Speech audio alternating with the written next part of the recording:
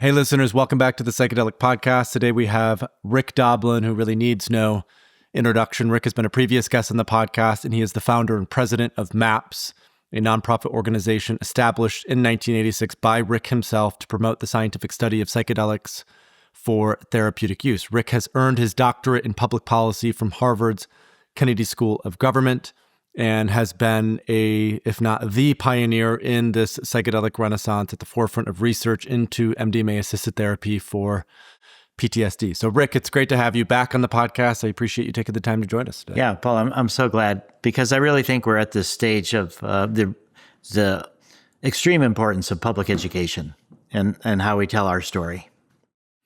And, it's been an interesting last almost 11 months for you now. So almost a year ago now, the FDA had their advisory committee, the AdCom committee, that voted, I believe, 10-1 against the approval of MDMA for assisted, for PTSD. And then the FDA in August decided to reject it. And I'm just sort of, in a very open way, curious about, on a personal level, how has that been for you? How have you been really these last, 12 months or so?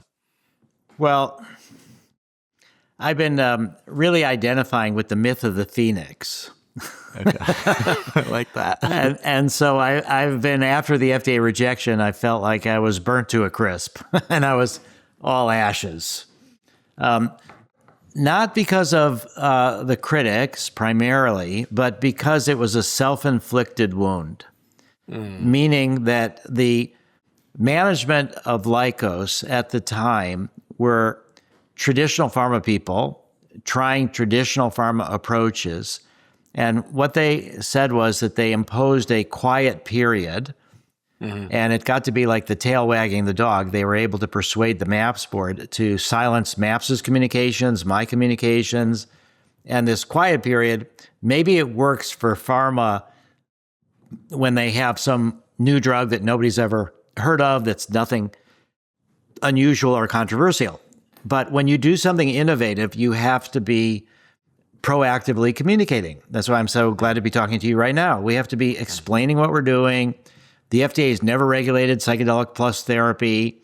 So this quiet period was really the fundamental cause of the FDA advisory committee rejection and the FDA rejection, because when you have critics and you don't respond to them, particularly if they criticize in scientific journals. So we had an article that was in March 2023 in JAMA Psychiatry criticizing the therapeutic method by people who I felt didn't really understand the therapeutic method, and it would have been good to communicate back and exchange in this scientific context, the JAMA Psychiatry, and that was never responded to.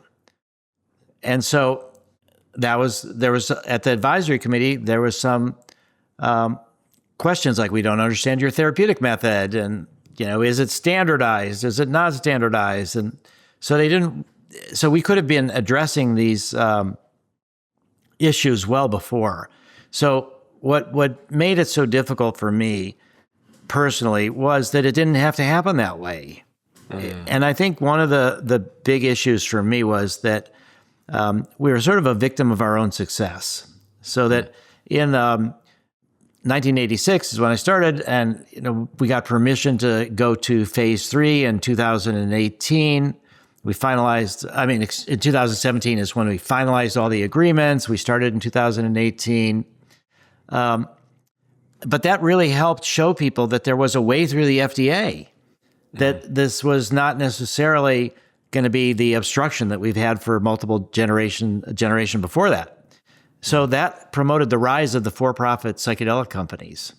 And there was in the early stage of the bubble when people were just putting incredible valuations on some of these companies, even though they had, vague ideas or nothing really substantial. So that made it impossible for me at the time to raise funds from donors, to continue to have this be nonprofit funded. So then we had to take in investors. And even though I created a public benefit pharmaceutical company that was at one point 100% owned by the nonprofit, when we got in investors, then it was like, now we need to bring in experts in commercialization. I didn't really understand that. And then it became more and more of a traditional pharma company. and operating in traditional pharma ways and not really understanding that it's about the culture as well as the science. And, there's a lot of people have talked about this idea that politics is downstream of culture. And it's, if FDA just made decisions based on the science, FDA wouldn't have blocked psychedelic research for 20 plus years. Right. The DEA wouldn't have criminalized MDMA if it was based on the science. So you always have to sort of keep the public narrative going. You have to really proactively educate. So I just felt really frustrated that it was an internal problem more than an external problem. But then the good news is that after, MAPS's or Lykos, FDA said no, and I felt like we're just in a pile of ashes. It took me a month or so to realize that the psychedelic renaissance was going forward incredibly, even still. And that Lykos could completely disappear and MAPS could completely disappear. And yet, what has been started is a global renaissance in psychedelic research with over $4 billion have been invested by investors in for-profit psychedelic companies, probably 350 million or so has been donated into the nonprofits, and that there's research in multiple countries, multiple psychedelics, multiple patient populations, and on top of it all, something that we had consciously intended to do was get bipartisan support. So we've managed to take psychedelics out of the culture wars. I mean, shocking. Hardly anything is out of the culture wars. And yet, psychedelics, because of the work with veterans and others, because of bipartisan support, we're in a really great situation. So that's what got my mood back up, was to realize that a lot has been started, even though sort of the flagship was sunk temporarily. Which we'll get into. Yeah. And the FDA didn't really say no. They just said not yet. And whether they need more information or what kinds is still being debated. But so I've recovered my enthusiasm. It was heartbreaking. And, but the real victims are the PTSD patients. So it's not the investors who lost 3/4 of their money. It's not the, my hopes and others that all that is bad, but it's really the people that were counting on MDMA-assisted therapy to be available to really help them deal with their trauma. That's the real, those are the real losers from this delay. And that's what we have to keep in mind, that it's really about the patients. And where I think the pharma company went wrong is they lost focus on what's best for patients and just tried to operate in more traditional ways. And I'll just add one more thing, which is the for-profit companies in general, including Lykos, basically want to be drug companies. That's what they know. They don't want to be drug plus therapy companies. And when they look at ketamine and they look at Spravato, which is now for Johnson & Johnson selling over $1 billion a year, and it was approved without therapy, and it's projected to potentially go up to $2 billion a year, that's considered to be a blockbuster success in pharma. And again, it's not what's best for patients. There are some people who I've heard about that have gotten ketamine 200 times as a medicine. It's unbelievable because when you don't use it with therapy, the results tend to fade. And when you use it with therapy, you do the integration, you do the trying to take the lessons from the experience, so that the way ketamine is administered in many places, they don't care about the experience at all, the content. It's just about the pharmacological effect in their mind, and that's how Johnson & Johnson got it approved. So I think it's just a different orientation when you come at it with what's best for patients is your North Star. What's best for patients means drug plus therapy, because it's the context within which it's taken that matters the most. Well, I'm glad you're bringing this up as the initial thought, because just today, they announced that a bill in Texas was passed by the Senate to provide $50 million of funding for ibogaine research for TBI and opioid dependency and addiction. And one reflection that I've been having lately is this, is it the drug or is it the therapy, right? Because we've seen, for example, with ibogaine, the study that Nolan Williams did, where they provided one single treatment of ibogaine and it appeared to heal TBI. And because they healed the TBI of these special ops vets, a lot of the PTSD, depression, and addiction also, went away. This was, I think, they had a follow-up about a month after where they could notice and observe that. And so what I've been exploring lately is, well, there's clearly pharmacological effects that are beneficial with psychedelics in terms of reopening the critical learning period and helping with neuronal connectivity and, creating a space for catharsis, for emotion. But a lot of it seems to be sort of the long-term tangible benefit comes from the therapeutic process that's involved that helps people to actually integrate it in the long term. So I'd love to just hear your kind of thought and perspective on drug versus therapy and how do you look at that sort of relationship as psychedelics and MDMA even start to roll out? Yeah, well, let's go back to ibogaine for a second. Even the people that go down to Mexico for ibogaine clinics get therapy too. It's not just the pharmacological treatment. There's preparation, then they have it, they stay for 4 or 5 days, and then they have follow-up. So there is a therapeutic component to that. So I think there are pharmacological effects that are independent of the context. And then there's therapeutic effects that amplify, solidify, integrate, and make it last longer and give meaning. People really we're meaning-making creatures. And the content gives meaning in many ways. So Tom Insel, who used to be the director of the National Institute of Mental Health, after the FDA advisory committee rejected and before the FDA met itself, he published an article. And what he said was that the real innovation of MAPS was not studying MDMA. It was combining MDMA with therapy. And all the research has shown that SSRIs and antidepressants, things like that they work to some extent to treat depression. That psychotherapy works to some extent to treat depression and other things. But when you combine pharmacotherapy with psychotherapy, the results are better than either alone. And that is the innovation, is this combination of drug plus therapy. So, we have a demonstration of ketamine approved without therapy. It can get some good results, but again, it tends to fade. And then you get some people that have hundreds of experiences of it. Now, that's best for the pharma company. They don't make money when you go to the therapists. They just make money when you keep buying the drug over and over and over. So I would say for ibogaine, the neuroplasticity, the kind of recovery of function for people that have traumatic brain injury. That's important, but they're also getting the content, the meaning of this ibogaine experience, and they're being supported in that as well. They're being monitored to make sure that they have no heart problems and things like that. But then there's also a lot of this follow-up and integration work.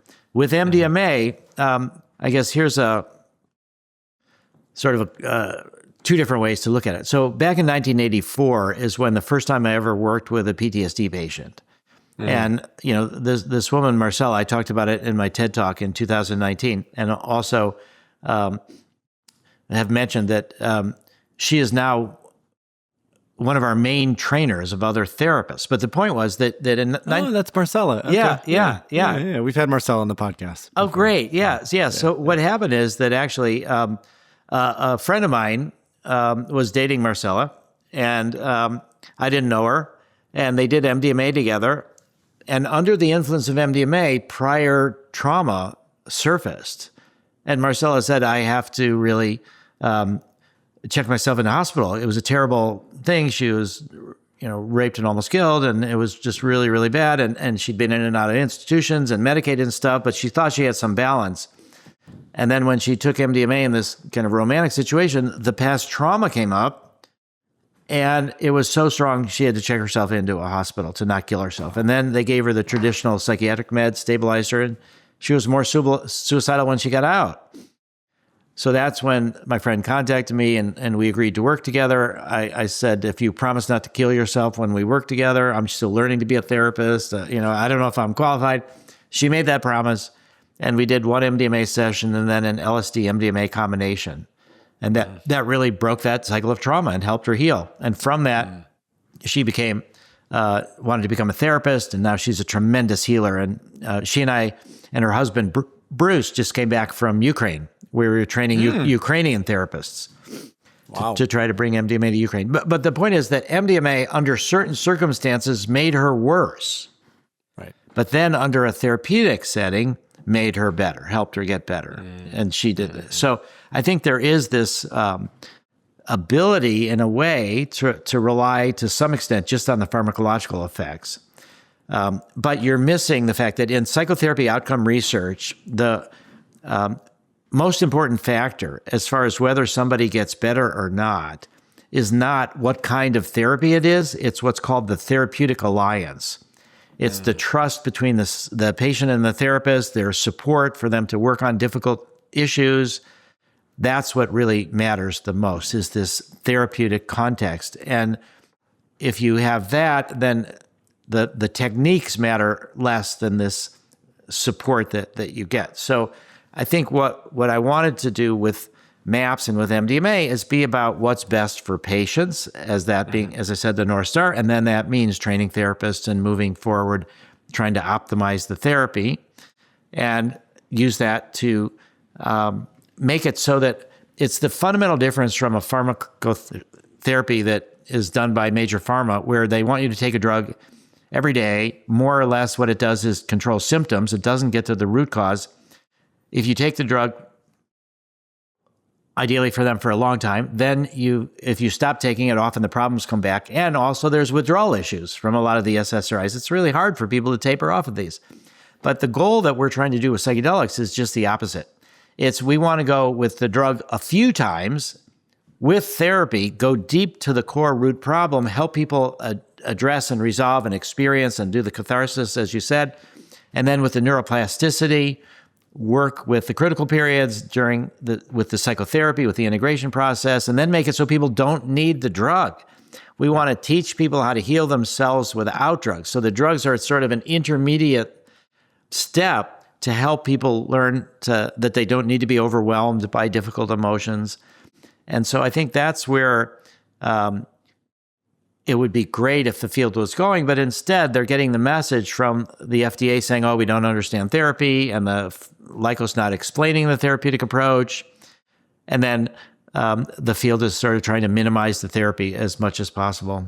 So, right. And that's sort of where I wanted to go with the next kind of part of the question, because I think from an external perspective looking in, right, we know the FDA is the Food and Drug Administration. They don't necessarily regulate therapy. And one of the criticisms that was talked about was how it wasn't just MDMA, but it was MDMA plus therapy. So now you have organizations like MindMed, for example, that are doing LSD for generalized anxiety disorder, that are saying, okay, this isn't a therapist. It's just someone who's in the room who can offer, basic support, but they're not doing active therapy. You've already talked about Johnson & Johnson and Spravato as being drug only. And so I'm curious now, as Lykos looks forward and is sort of, potentially preparing for another phase 3 trial, looking at potentially still getting FDA approval, like, do you think that's still possible, considering the FDA doesn't, regulate therapy? First off, that's a whole red herring, you could say. So the FDA, we'll start with this. The FDA doesn't regulate the practice of medicine. What that means is that the FDA will approve drugs for a certain thing, but then the prescribers can prescribe it for anything. That's called off-label prescription. Mm-hmm. And that's the practice of medicine. So the FDA makes something available because in a certain patient population and certain studies, safety and efficacy were proven, but then they don't regulate the practice of medicine, so people can prescribe off-label. Similarly, for devices, when a pharma company wants to develop, let's say, a knee replacement, The FDA looks at the knee replacement and all the materials that are in it and all that, but the instructions that the company gives to the surgeons on how best to insert it are not regulated. That's kind of a similar way. So what we're saying with MDMA-assisted therapy is that the FDA has known since very beginning, our very first study ever, 1992, was that it was that was a safety dose response safety study. So that was not in patients, that was in healthy volunteers. Then in 2000, we started working with PTSD patients. That it's always been for the past 25 years. It's always been plus therapy. So the way in which I think ideally it would be is if whatever the phase 3 studies were involved, whatever training was given to the therapists in the phase 3 studies to prepare them to get those results, that's what the FDA should require for post-approval. But then once the therapists have got that training, then they're free to do whatever they want. You could blend MDMA with Freudian analysis or Jungian analysis or with cognitive, IFS, or Hakomi, or and EMDR, all those things. And that's up to the therapist and the patient. And FDA doesn't regulate the practice of psychotherapy in the same way they don't regulate the practice of medicine. So I think that Lykos will, it's hard to say 100%. Let's say 99.95% will get MDMA-assisted therapy approved by the FDA. Whether it's going to be with another phase 3 study or not is the big issue. Right. And I think that there will be discussions starting fairly soon between Lykos and the FDA about whether that will be required. So I'd like to say that there's the proverbial fork in the road coming up. So the fork in the road is either Lykos has these negotiations with FDA and they say, okay, you do need another phase 3 study. That will delay approval more or less 3.5, 4 years from now. Whatever that, and however they negotiate the phase 3 study, whatever they do. However, and this is what I've been recommending, and I think the current, the new management will do, is to say to the FDA, we believe our data is good. We believe our data should prove safety and efficacy. It has proven safety and efficacy. And that therefore, if you need additional information, it should be in the context of what's called a phase 4 study. Okay. So phase 3 studies, if you accept them, then the drug is approved. Phase 4 is things that you need to gather additional information that the FDA wants, but it's while it's approved. And the phase 4 studies don't necessarily need to have a control group. You might just gather information on durability, on aspects of safety. One of the big concerns that the FDA raised was about Lykos failing to gather what they called positive adverse events, which is you like the drug. And the reason that that's important is, are people going to get such a wonderful time on the drug that they'll try to find it after the study is over? And then will that be bad for them? So it's called abuse liability. But we had a bunch of the people in the studies say, I don't know why they call this ecstasy. The reason is these are traumatized people. These are highly traumatized people, often dysfunctional. And when you give them MDMA, what it does is it helps reduce the fear connected to these traumatic memories so you can process it, but you're still processing some of the worst things that have ever happened to you in your whole life. And it's not like associated with a party drug. Even though there can be moments where I feel connected, I feel compassion for myself, for even those people that hurt me. I feel the sense of love and connection. Those are part of what can happen when you take MDMA. But a lot of people in the studies feel like, this is an ordeal. It's really difficult. So in any case, I think that it's hard to put percentages on what's likely to happen, but maybe it's 50-50 that there'll be another phase 3 study or not. And I think that the arguments should be, here, look at all the questions that were raised about our data. Let's evaluate our data to see if those are valid. And now let's try to get it to patients, because there's a major unmet medical need. The amount of suicides that are happening every day, even to veterans, many of them due to PTSD. There's so much unmet medical need, and under therapeutic supervision in a medicalized context with proper screening, the side effects seem quite manageable. And the benefits seem quite remarkable. I'll give you another example. There was a study that was done by the Veterans Administration. It took them around 6 years. It was comparing two different therapies, prolonged exposure and cognitive processing therapy in veterans with PTSD. And both of these non-drug therapies are difficult for patients. You're saying, tell me about your trauma over and over. And so they had roughly half the people dropped out of the study because they couldn't handle the therapy itself was re-traumatizing because they were so hypervigilant. Their fears were so close. Their emotions were so strong. Their dysregulation was so profound. And so with MDMA, we have very few dropouts, almost no dropouts. People have a sense of hope that they can process in a different way. So I think that the FDA will hopefully respond to this major unmet medical need and to the actual data that was gathered and to the actual analysis that they will do to see if they can really trust the data. I hope that they will go ahead and just say, it's approved within the next 6 months or so, and here's a phase 4 study. This is more what we need to do. That's the hope. And I think my follow-up question to that is just one that I've heard a lot of our students. We have a practitioner training program for doctors and clinicians and coaches, and this has come up a lot in the last 9 months, especially with now the new administration, is the fact that there is a new administration. Does that provide a level of hope for the FDA sort of accelerating this, or is that more or less irrelevant in terms of the process that it's following? No, I think that there's always an element of politics mixed in with the science. The goal is that ideally the scientific data is what determines it.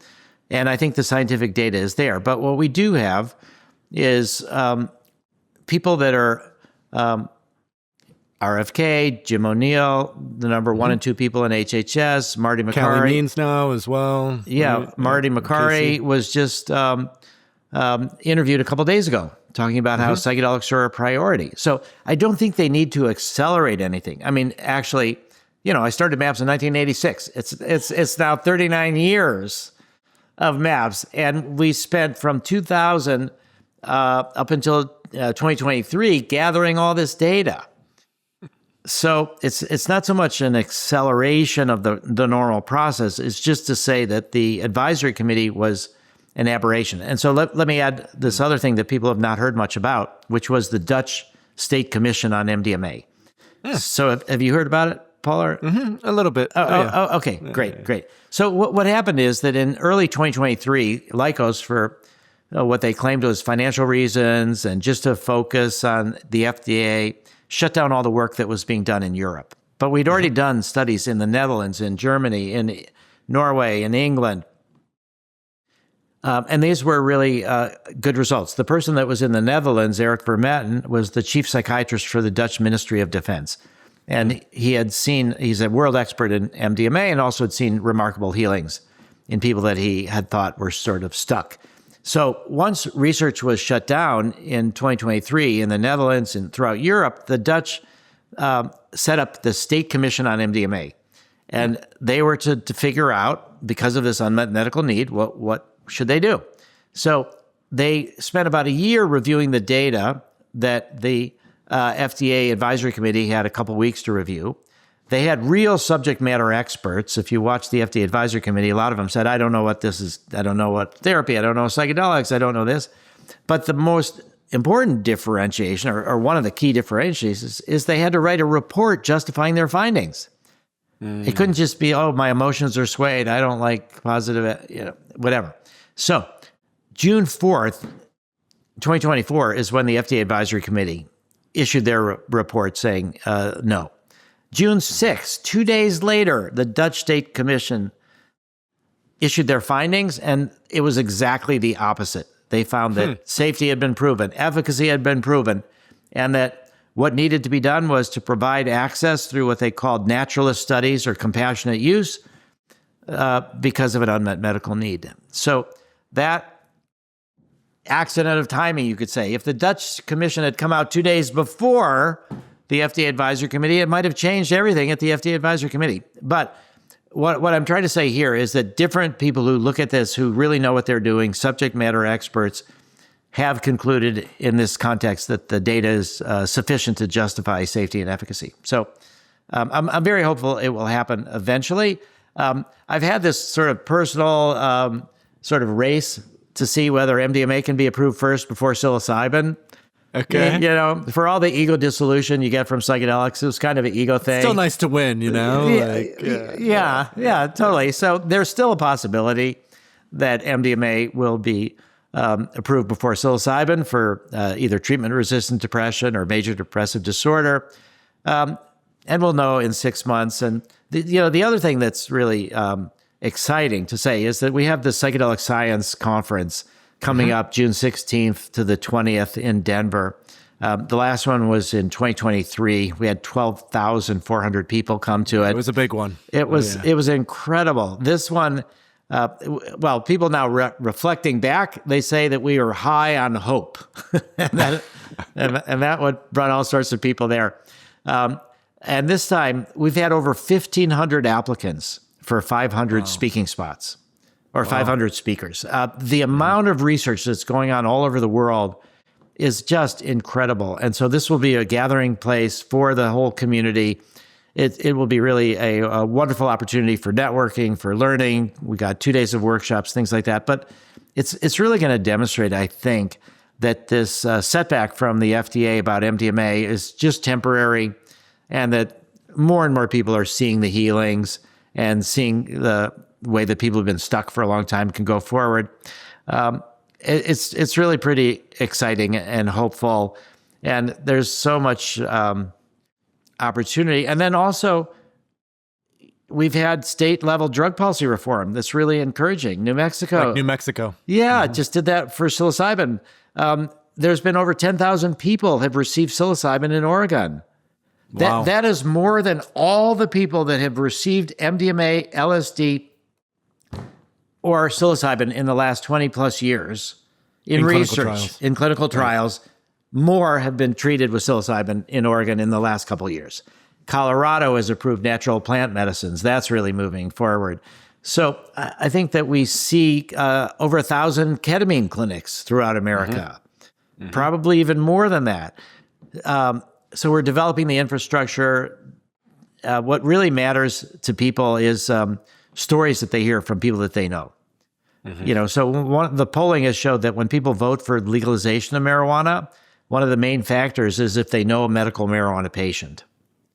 So I think if we start having more and more psychedelic clinics, MDMA, psilocybin be approved, this $50 million that was just allocated from the state of Texas for ibogaine research, it's just, I think, demonstrated that in the 60s, when psychedelics were connected to the hippies and to peace and love and to anti-Vietnam War protests, people had the idea, I did too, that you take psychedelics and all of a sudden you're more about a peacenik and stuff like that. But I think we've demonstrated, again, that culture is the critical factor, the context, the therapeutic context, the culture, and that we've got bipartisan support, in part because a lot of Republicans have taken psychedelics and they're still Republicans. It doesn't just, what Dan Crenshaw, who's the member of Congress from Texas.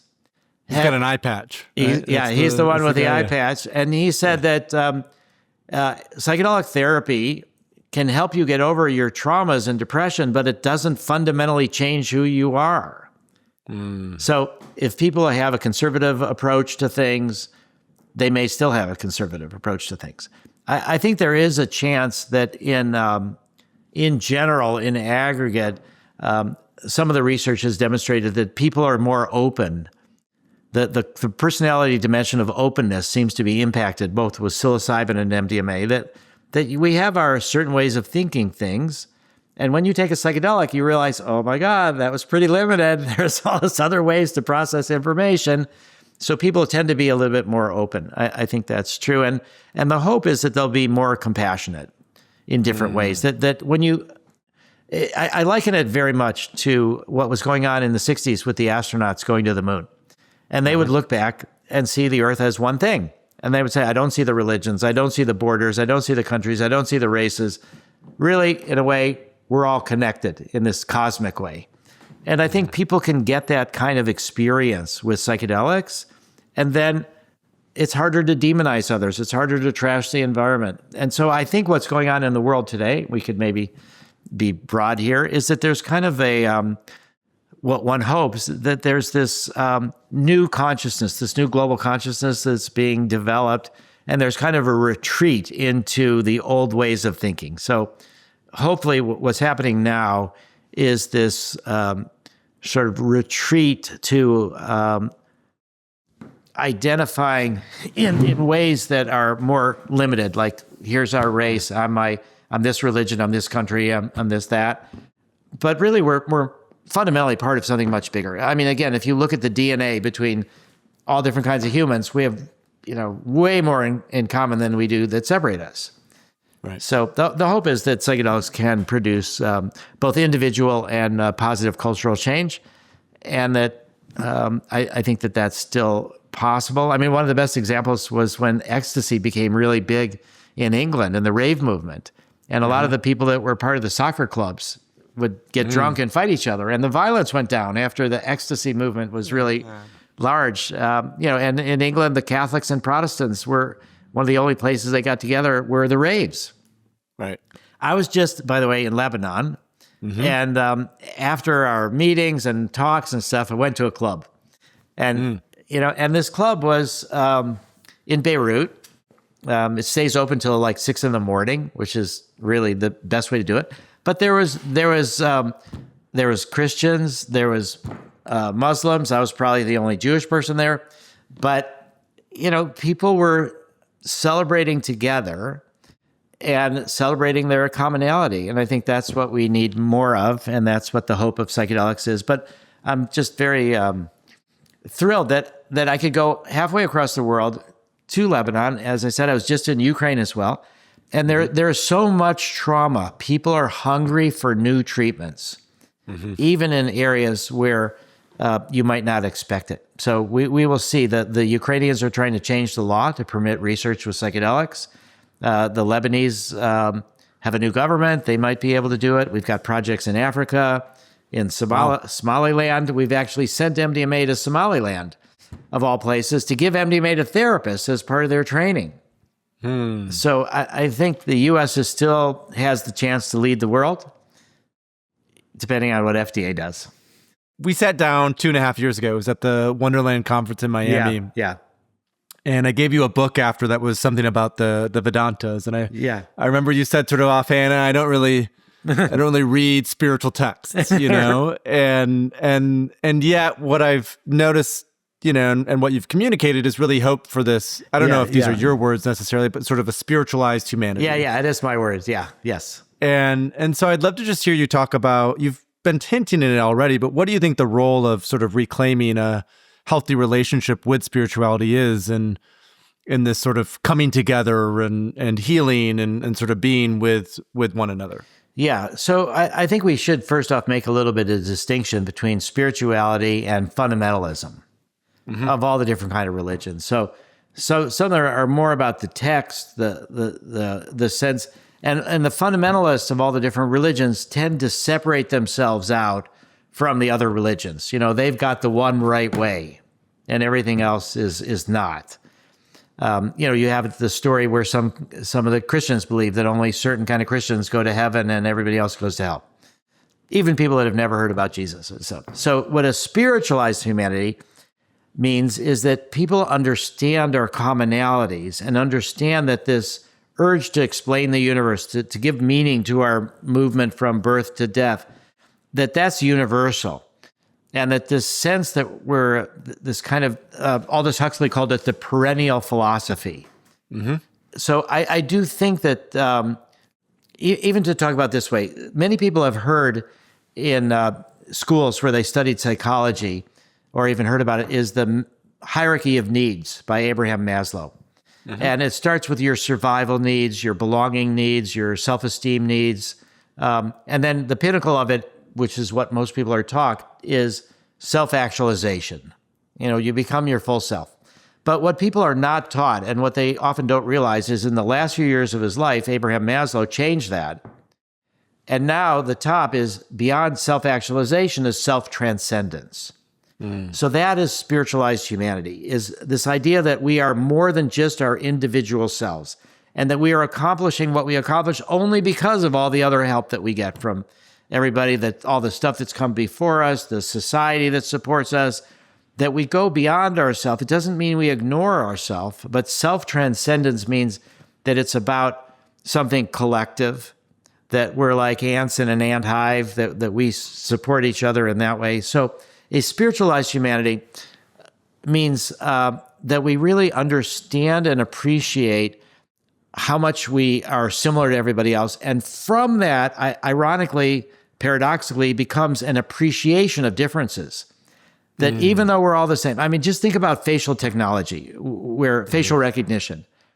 There's 7 billion, 8 billion people. How is it that our faces, which always have 2 eyes, a nose, mouth, ears, that every single person can be identified and is different than everybody else?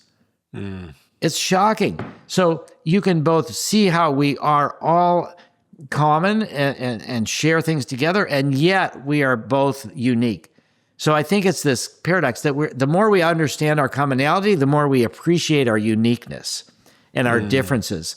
And so a spiritualized humanity just means, are we able to tolerate differences? Can we work without killing each other? Is there some way to evolve? I've said this a bunch of times, but Albert Einstein had this quote: "The splitting of the atom has changed everything except our mode of thinking, and hence we drift towards unparalleled catastrophe. What shall be required if mankind is to survive is a whole new mode of thinking." And I think that mode of thinking is this spiritualized humanity idea. I also talk about net zero trauma by 2070. That's just an idealistic thing to say, that what's happening because of climate change, there's an estimate that by 2050, there could be more than 1 billion climate refugees. That will destabilize things all over the world. That will also cause a lot of trauma. So I think that net zero trauma means that we're not adding to the burden of trauma. 2 kinds of trauma, both what happens to you and multi-generational trauma that we inherit through epigenetic mechanisms. And so the goal is just to think of us as humans. So Bhutan has this gross national happiness measure. And so that's what I'm saying. Let's develop gross national trauma measure, and let's use that to track our progress over the decades. I also like to say that, if your mission is what you want to do with your life is something that you can accomplish in your own lifetime, it's too small.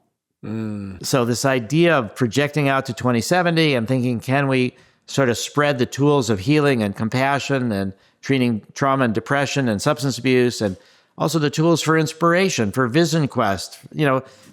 Mostly we've been talking about healing traumas, but psychedelics are great for people who are healthy, who want to be healthier or understand new things or be more creative or feel more spiritual connection. So it's again this idea that if there is this spiritualized humanity, it doesn't mean there's one world religion. We can even appreciate other people's religions and symbols.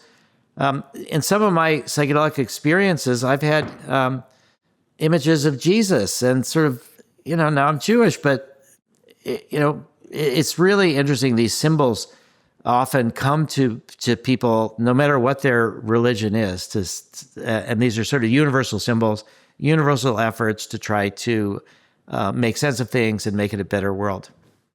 One, it may have been Huxley who said this, in the Perennial Philosophy. It was one of the first books I read after taking LSD like 15 years ago, because I grew up very Christian and then became an atheist. And then after I did a bunch of acid, I was like, well, I can't be an atheist anymore because but I'm also not dogmatic about the religion. So the Perennial Philosophy was one of these first books. And he mentions in there how the sort of monks or the mystics of each religion, when they get together, there's so much they can talk about and agree upon. But when the priests and the imams or these people who are kind of more dogmatic about it, they are always disagreeing that's exactly right. The mystics of the religions, different religions, have more in common with the mystics of other religions than they do with the fundamentalists of their own religion. But let me ask you a quick question, Paul. As you said, after you took LSD, you couldn't be an atheist anymore. So why? What happened? Well, I just had this experience of it was like an energetic connection to something that was indescribable, right? So, when we think about a mystical experience, it's like the ineffable, the sort of noetic quality. And I did a lot of my LSD early on in the woods, even in Tanzania. I went on safari in Tanzania and took a little bit of acid with me and took it out on safari. And so there was just good going. There was just this deep sense of love and reverence for the natural environment. And in that deep love and reverence, I felt connected to something that was sort of indescribable, right? And so growing up in the church, I always was taught about God and forgiveness and love, but I never felt it. And when I did LSD for the first time, I felt it in every cell of my being, that experience of unconditional love. And I finally got what I had been taught for so long, but had never really been able to feel in my full sense of self. Wow. So, Rita Marley, who is Bob Marley's wife, she has an album, and the title of it, Who Feels It, Knows It. Right. Okay, but now I've got a harder question for you. What about your parents? Have you been able to share this with your parents? Are they still you grew up in the church? Have they tried LSD? Or I don't know how much you can share, but I share about this publicly. So I'm glad you asked this, Rick. When I was 16, my parents found out that I was smoking weed, and my dad's never been drunk, and, illegal drugs are, kind of the worst thing. And my dad looked at me and said, I haven't been this disappointed since my brother passed away in a car accident. That was sort of their response to it. 13 years later, when Michael Pollan's book came out, we still have a very close relationship. So I sent him Michael Pollan's book to read. And because of reading that book, he became open to trying psychedelics. And so I actually guided him through a high dose mushroom journey and experience. And so kind of the takeaway for me for that is, like, because there is so much love between my parents and I still, and trust, they initially, when I told them that I was doing a bunch of acid, my mom told me that I was going to turn into a wet noodle. That was the quote. And now that they realize that this is really a thing and they can see how much it's helping people, they're not, they microdose here and there, but they're supportive and they understand and they get it. And so it's been actually a really beautiful turn in a way to see how they've changed their mind and how open they become to what these medicines can do. Well, you are an ideal child to have brought psychedelics to your parents. I keep hoping my kids will bring new drugs to me, but I keep finding more new drugs. But how has your parents changed their attitude towards religion? So that's a great question. They still go to church every Sunday. They're very religious in that way. They're very committed. They're part of the Protestant tradition, so they've been involved in sort of consistory, and they've been elders. And I think when I first became an atheist, they were disappointed. Yeah. But then in conversations that I've had in particular with my dad, I've come, because of the psychedelic work and just sort of diving into spiritual texts, like we've come to sort of a mutual appreciation of where we're both at. So they're still very much, a believer in Jesus and, forgiveness and sort of that methodology, but they've never been fundamentalist about it. So in a lot of our church traditions, it's, this question of, like, if someone in the Amazon doesn't know about Christianity, do they still become saved? I think their perspective and opinion would be yes, because, like, God is love. Like, you may be familiar with Rob Bell, the famous pastor. His mega church was in my hometown of 15,000 people in Michigan, called Granville, Michigan. And so I think there is this sense of love is really at the core of all of this. And as long as we show up in that way and we're forgiving and we're honest and we're compassionate and we're loving, then that experience will allow for, heaven, or this sort of perception of heaven, to be realized or come into. Wow. Yeah. That is really terrific. And what that shows, again, is that you can have these experiences and you don't give up your religion, that you can use those beliefs and see them in a fuller way, that it doesn't, it's not dangerous in that way necessarily. So that's totally. great. And I think, I mean, it's interesting because this article was just published in the New Yorker from Michael Pollan about all these priests and imams that did psilocybin, and sort of talked about how for so many of them it was revitalizing for their connection to God, source, spirit, Jesus, whatever the sort of frame was. And to me, that's also like my great hope as sort of an entrepreneur, is that psychedelics can help to sort of re-spiritualize business, because we think of business as this very profane, extractive, destructive thing. And sort of my great hope is maybe as more sort of leaders wake up to these spiritual truths, that'll actually change the way that we, handle business and run businesses, and how they sort of support regeneration and not, profit-driven extraction, if you will. Yeah, I think that's where the public benefit company model is a re-envisioning of capitalism, where you can, in a traditional company, you have to maximize profits, and minority shareholders can sue the management if you're not doing that. But in a public benefit corporation, which is what Lycos is, you can say, these are my public benefit values, and I can prioritize them over maximizing profit. And I think that's what we're trying to talk about, is that there's so much externalities, which is like pollution and stuff, that companies don't have to pay the cost of. But the society pays the cost of. And so if they were to think more about public benefit, they would be maybe make less profit, but be more clean energy, things like that.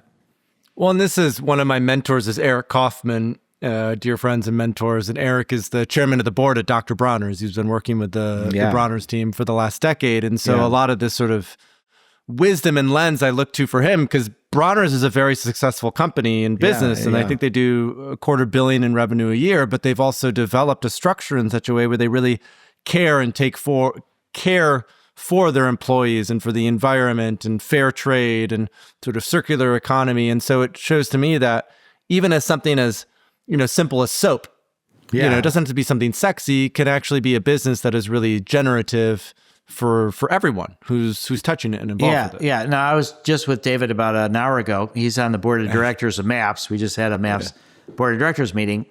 And one of the things that's so amazing about Dr. Bronner's is that they have chosen to give away a lot of their profits. They have a major charitable arm that promotes regenerative agriculture, psychedelics, preserving peyote, all sorts of incredible things. And that, I think, is what makes people want to buy their soap. In addition to the quality of the the product, people like where the money goes.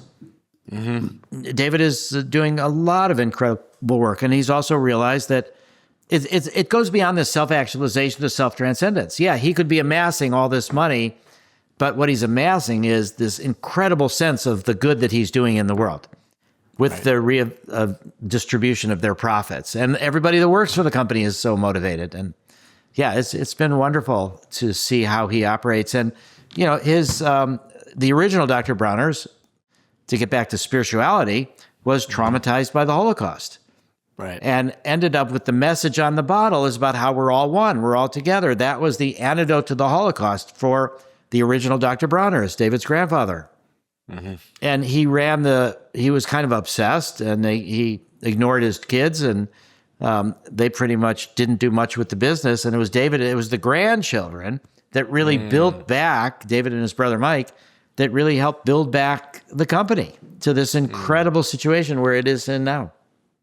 Wow. And what comes up for me as well, it's like we both are Midwest boys, from kind of middle class, middle upper class families. And I think, my other hope with something like MDMA is it can be so useful in healing attachment trauma or early childhood trauma, and a lot of that is what leads to extractive business practices, And so my hope as well is, that those leaders who are getting involved in medicine work can heal some of these things that really helps them to come from a much more generative place that is supportive of the world around them, recognizing that psychedelics aren't the only tool. It is a broader sort of integrative context that's required, but they are a really important tool that can act as a catalyst for that awakening or that opening for change. Yeah, I think you're totally right in that hope that this can be really helpful for people to realize, again, you're part of the world, you're part of the environment. You can't just, like the oil companies, just like trash the environment and think it doesn't hurt you too. And so I think there's so much optimism and hope. There's one saying that it's, it's darker before the dawn. Other people say it's darker before it turns pitch black. So we'll see. But I think we'll stay on the optimistic side of things. And I think what also you pointed out, which is really good, is that psychedelics are not the only way to get these experiences. Right. And that demonstrates that they're not in the drug, they're in us. These are catalysts that bring out experiences of us. And I think the other part I just want to share is that I tried to get my parents to do psychedelics and I completely failed. So whenever I hear, they don't drink, they don't smoke. So whenever I hear someone that was able to bring psychedelics to their parents, I just think that's a massive accomplishment. That's really wonderful, Paul.